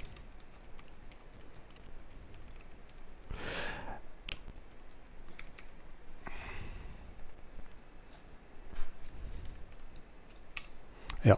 Then again, you need to make sure that you know exactly what you're computing there. So you cannot rely on the fact that because in our course the sample variance was defined as it's defined throughout mathematical statistics as the sum of squared deviations divided by n minus 1. You cannot rely on, just because it's called variance in one of your programming environments, that it actually uses this formula. So please check the formula if you want to be on the safe side.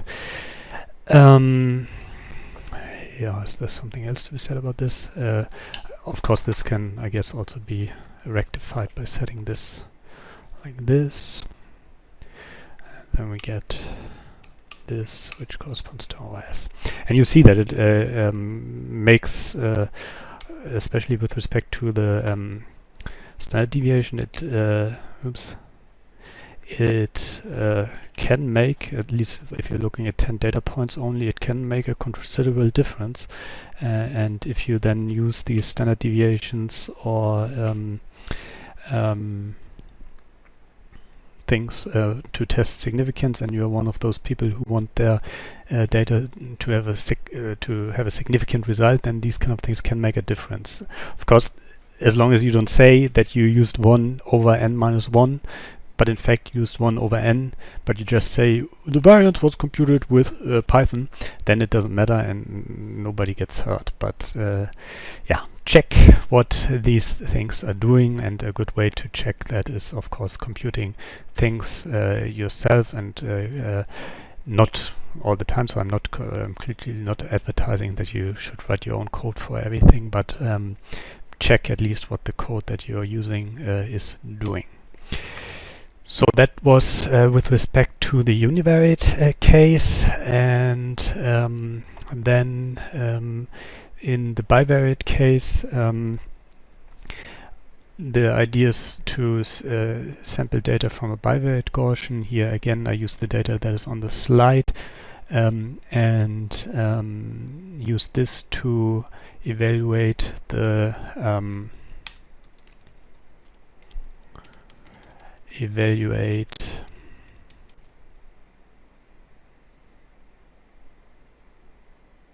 my Python skills.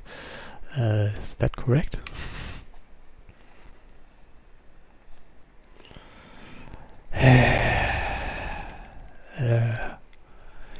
So in MATLAB I would do this. It's too embarrassing.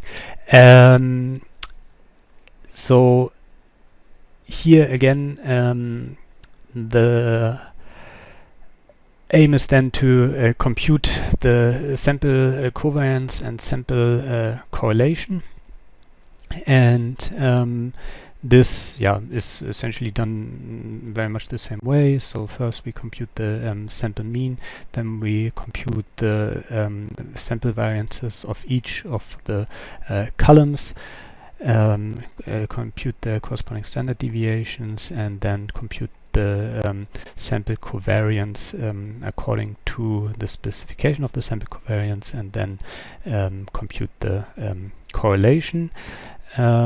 And I do the same thing for the do the same thing as above, or basically I also check that here using NumPy version, and that's also in a way interesting, because if I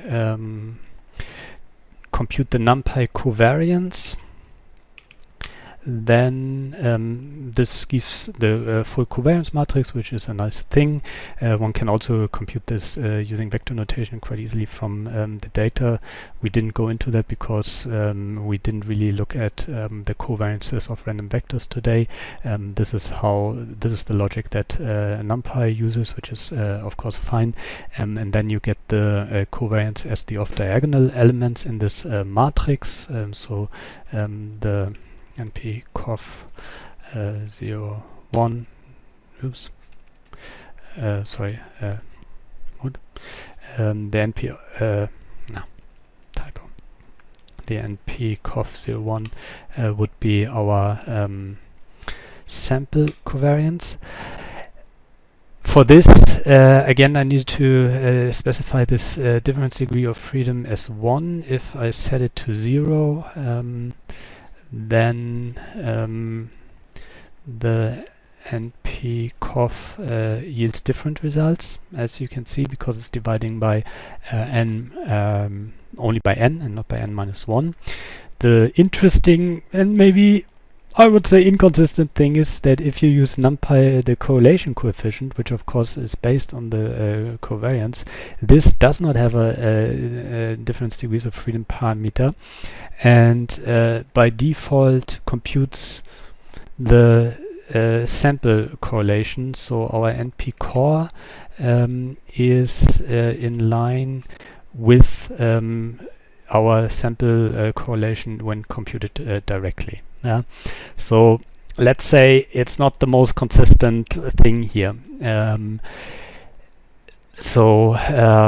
Because one would assume that if they do this for or if NumPy uses the difference degrees of freedom for the covariance, it would be very natural to also have this in the correlation. In the correlation, however, they define to always divide by n minus 1, which they don't do in the covariation. Again, maybe, or not again, but Python is fine. Python can do everything. It's not particularly developed for dealing with numerical computing, and NumPy is not particularly developed to deal with statistics, right? So these things are in a way to be expected, because it's not a programming environment or programming language that is particularly devoted to statistics. I don't have or I have hardly any experience with R, which will change after I switch universities, because they will use R. I assume that these things are better in R, which evolved out of statistics, but then of course you have other shortcomings in R if you go outside the scope of these classical frequentist little by little statistics, but really want to work with other big data applications, for example, whatever. Yeah. So these are the first two programming exercises, and this is just basically a heads up when you use NumPy or other things for computing variances and standard deviations and correlations, to make sure that you know what the respective normalizations are. And then the last exercise here that I came up with is to validate the theorem on the variances of sums and difference of random variables using a sampling approach in a bivariate Gaussian scenario. And by this I mean what Ivan proved at the end of the theoretical session. So these two theorems regarding adding or regarding the variances of the sums of random variables. And I haven't programmed that yet, so now you can watch me programming live, which you either tolerate or don't. So let's go. So the idea is here, of course, we can specify the parameters of a Gaussian, of a bivariate Gaussian, and maybe to make life a little bit easier, look at code where we already did that.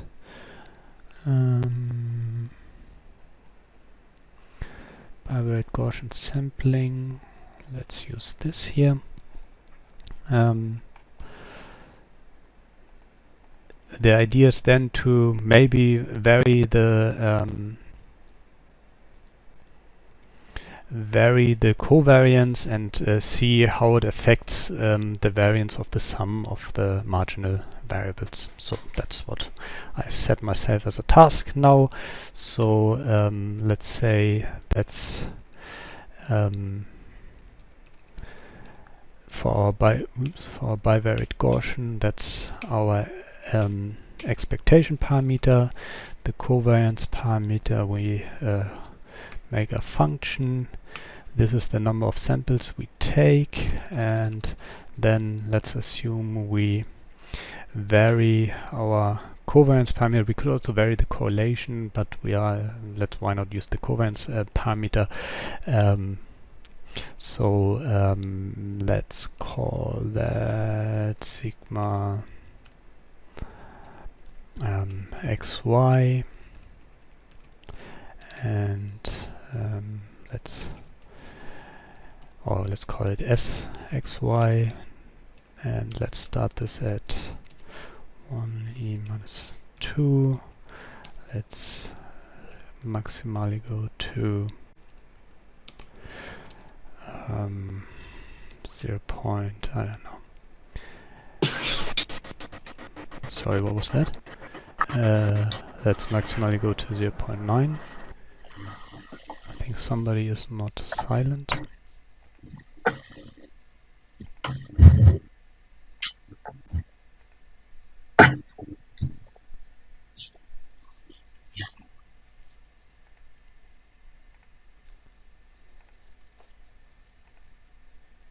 So, and let's have a resolution of this space. Let's say 100, and then let's define our covariance parameter.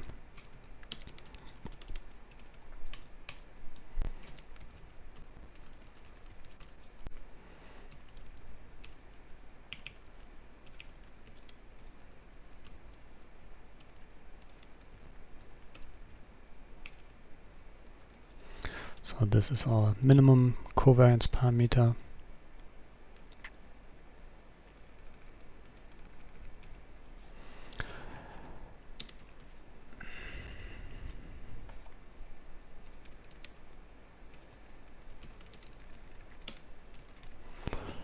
This is our maximum.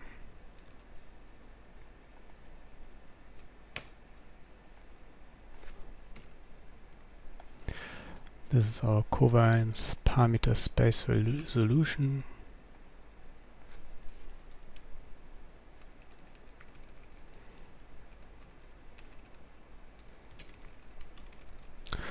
And this is our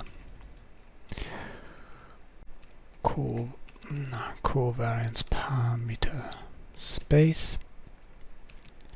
And then let's go over that.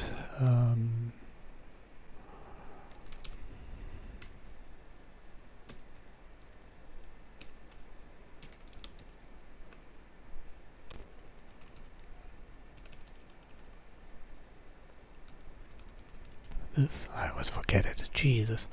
I wish these things would be embedded already in my brain.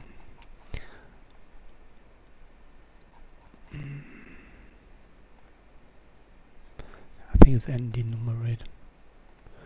Let's test it.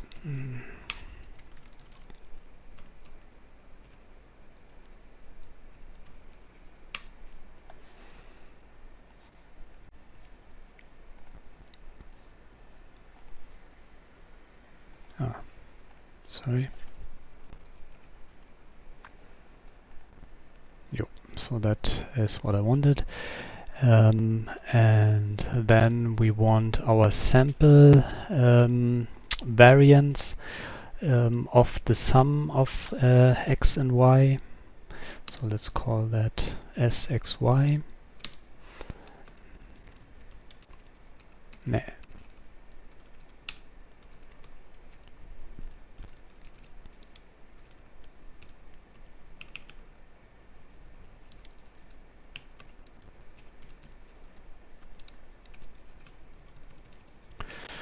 Should be our sample variance array of sum of x and y.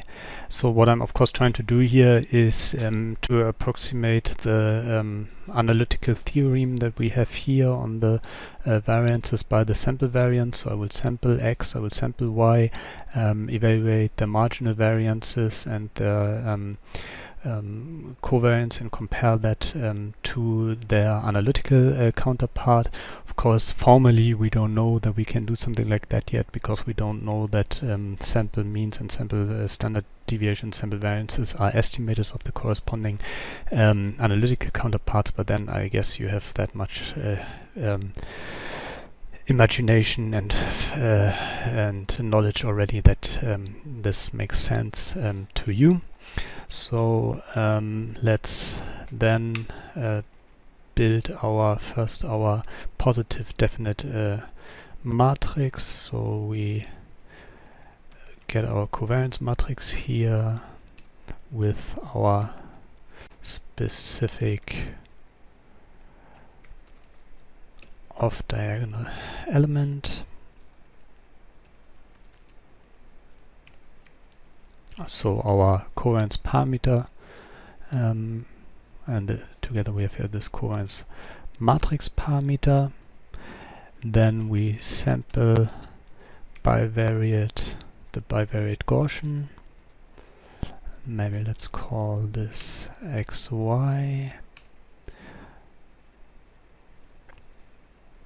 So we do that. Maybe let's first start with a 10 here.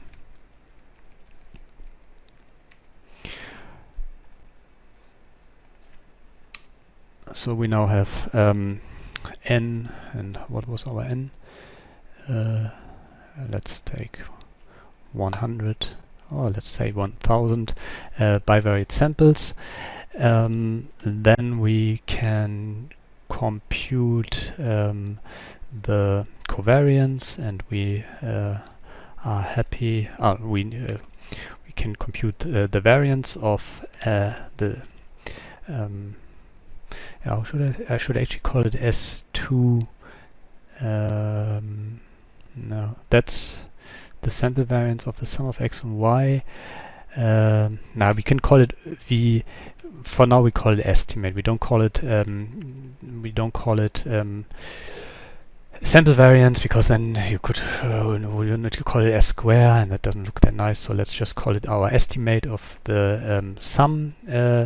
And let's first here then estimate the variance of x using what we now learned from NumPy, that we can do this as NumPy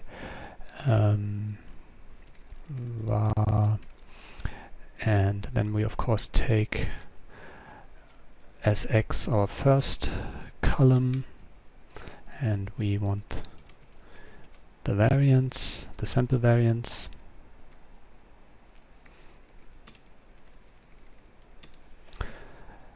That's then the sample variance of x, sampling of xy, which is distributed of course according to this. N samples of We have the sample variance of x, then we can compute the sample variance of y.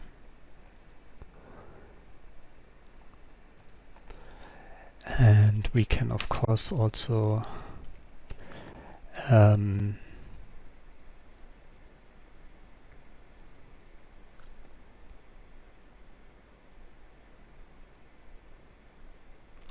actually I want to do both things.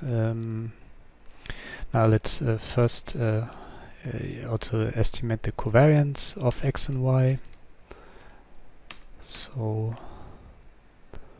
this we can use this.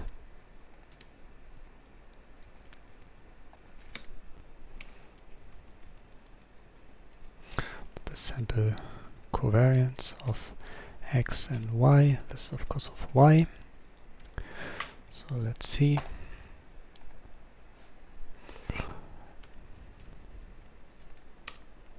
That's a value. That's a value. And that's a value, yeah, but that's our matrix, covariance matrix. So what do we want to do then? So we want to see that the variance of the sum corresponds to the variance of one plus the variance of the other one plus twice the covariance of the two. So then we want the variance of xy, and there we of course first add our two columns and then compute the variance. So we use xy 0, 0 plus xy. So that's the variance of the sum.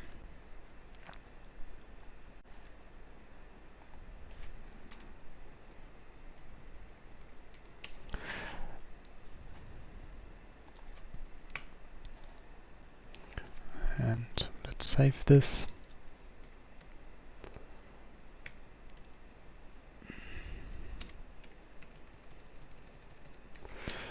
Variance of the sum of x and y. Estimate variance of the sum of x and y. And this is so far so good.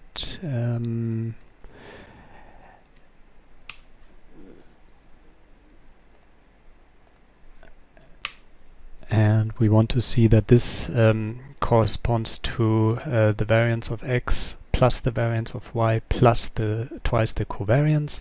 So I guess we should, of course one can do this much more beautiful than I do it here, but let's, as it's live and I'm making this up on the fly, you need to live with this now. So let's save the variances and let's also save the covariance.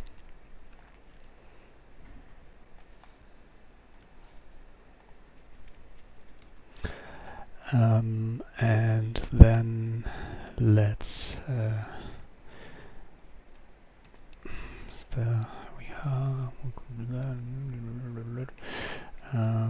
I don't have a better idea right now. Let's do it like this. I mean, this is really cheap, but I don't have a better idea right now.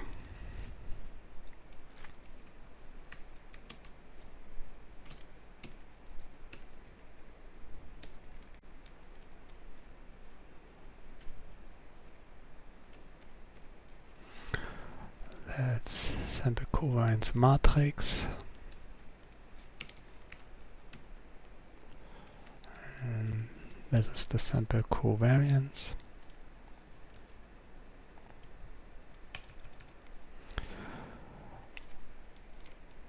And let's save all of those. And then just have a look at them. And then we're done. So these are covariance parameter iterations.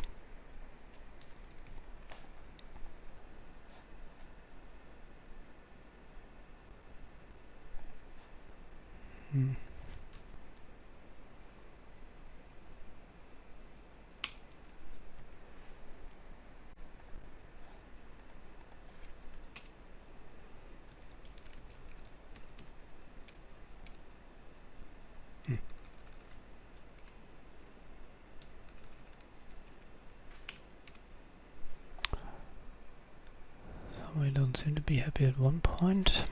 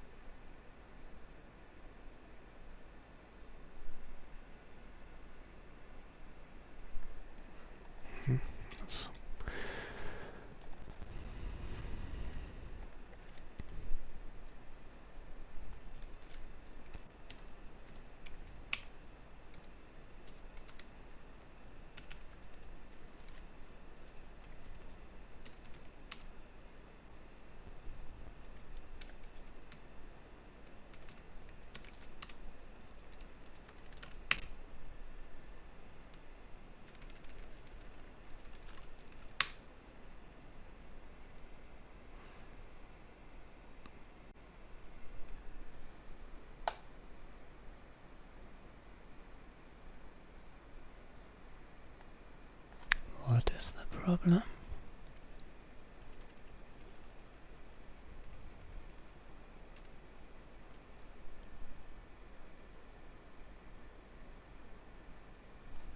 Let's do it step by step. Something's obviously going wrong here. X plus y.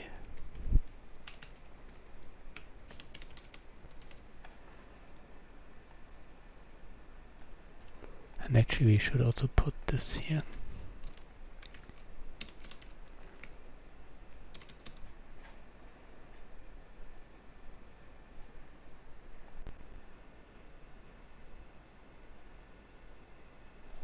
Oh, maybe it requires some brackets here.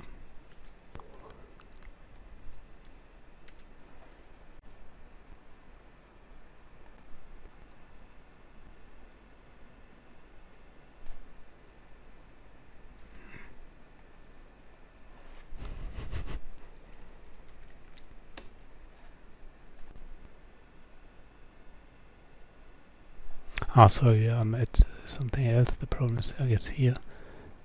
Is it? I think I was focusing on the wrong problem.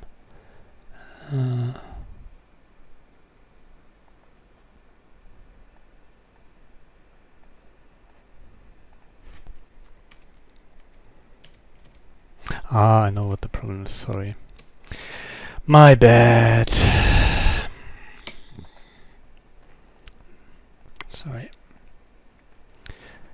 But it's also not the most intuitive thing. But then programming languages are not to be understood intuitively, but according to their specifications. No, that was still not the... For x is with size 1, y that's size 1.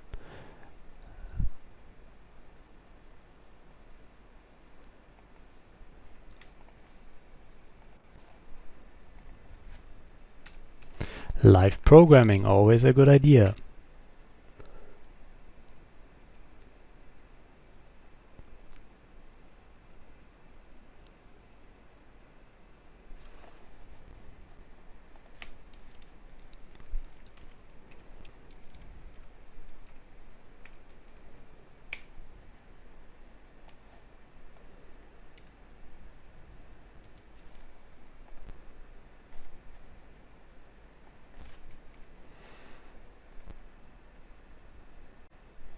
Okay.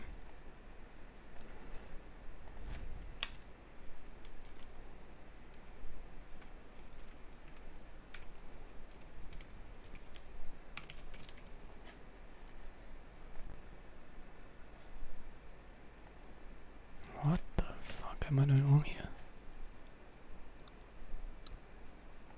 Ah.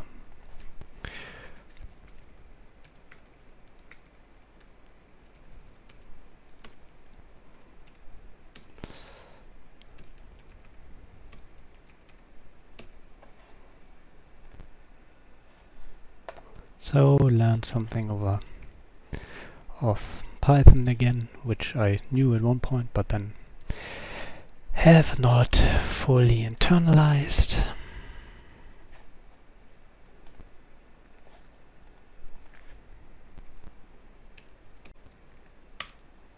Good. So then let's visualize this quickly.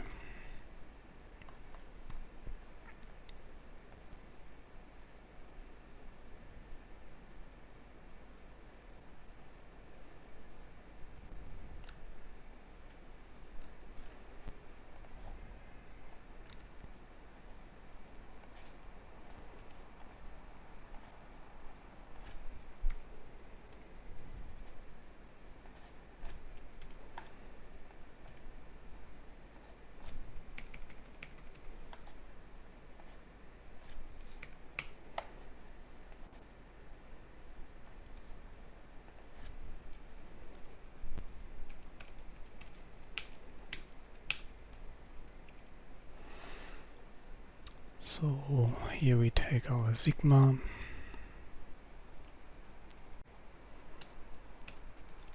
one, two, I call it this, fx, xy, and let's plot our covariance, our estimated variances here.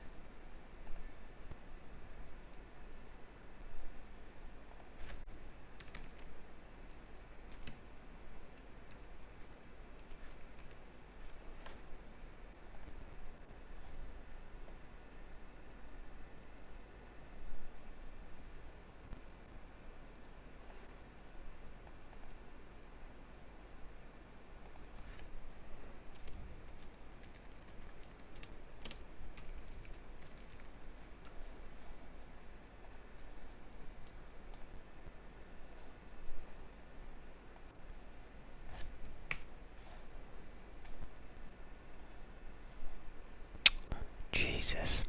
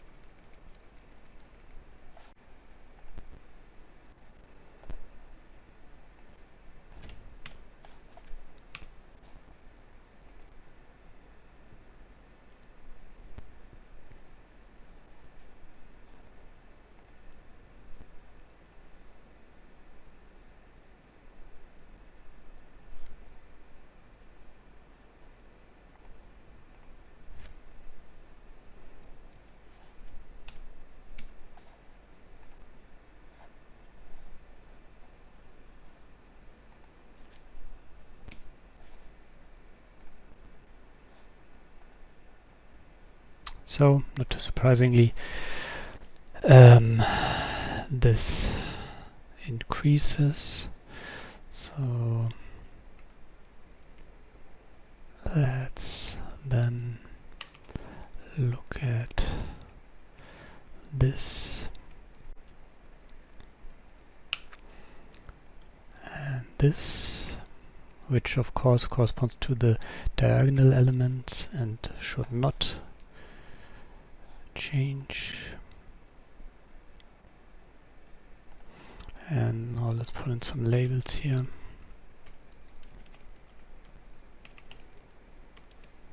and go for the cheap version first.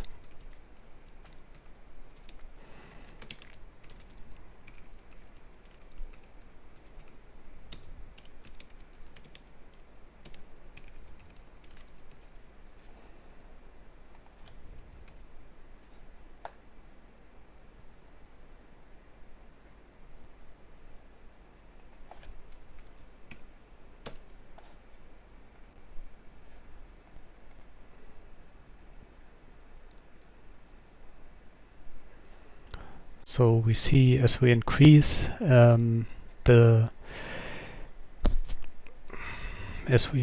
should put this upper left and maybe not make it that broad, and increase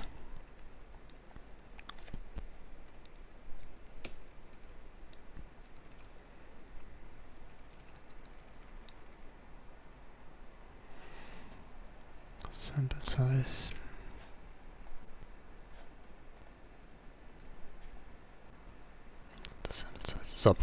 So what we see here is we increase the covariance parameter in this Gaussian, the variance of the sum of x and y increases, but obviously the variance of x and y does not increase because we're not changing the so it's of course all the sampling variances, but yeah, I went for the cheap version now.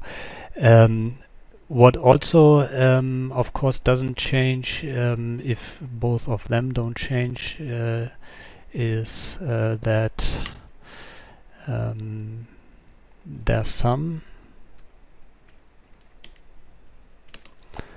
of course also does not change.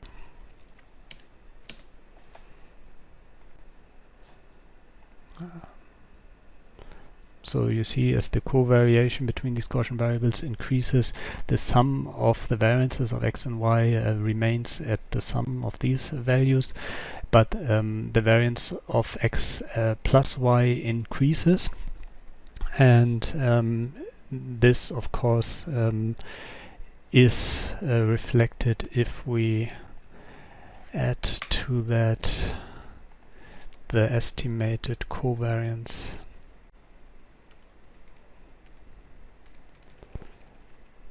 but twice.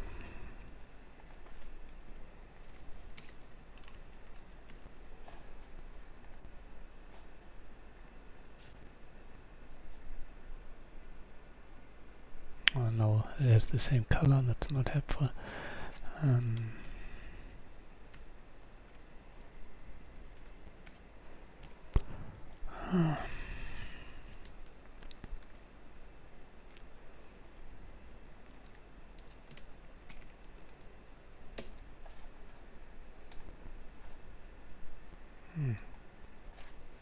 That it?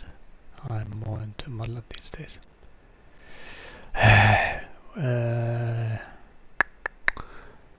What's this? Line style. Was I wrong? Didn't I say line style?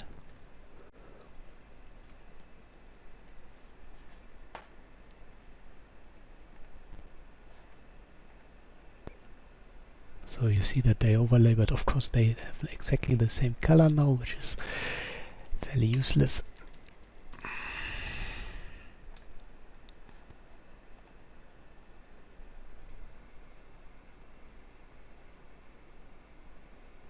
Still looks weird. Let's make this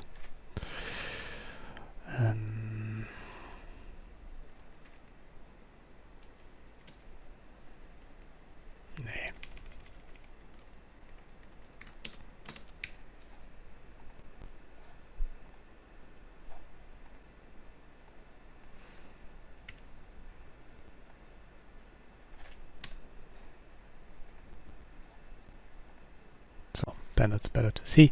So the sum of our two marginal variables is here.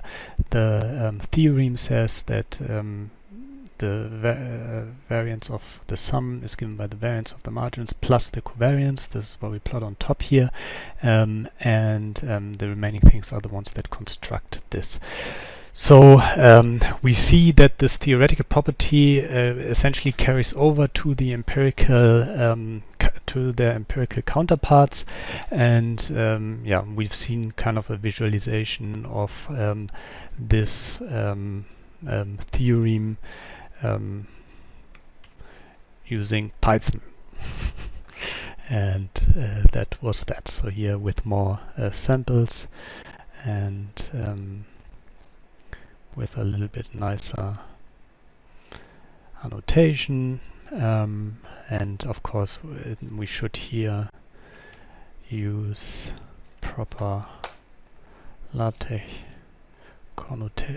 notation. But yeah, so I think you get the idea of what this is about, and it's about exploring this theorem using random sampling. Good. So I really should stop here now. It's time to stop. So are there any questions, anything you want to ask before we call it a day?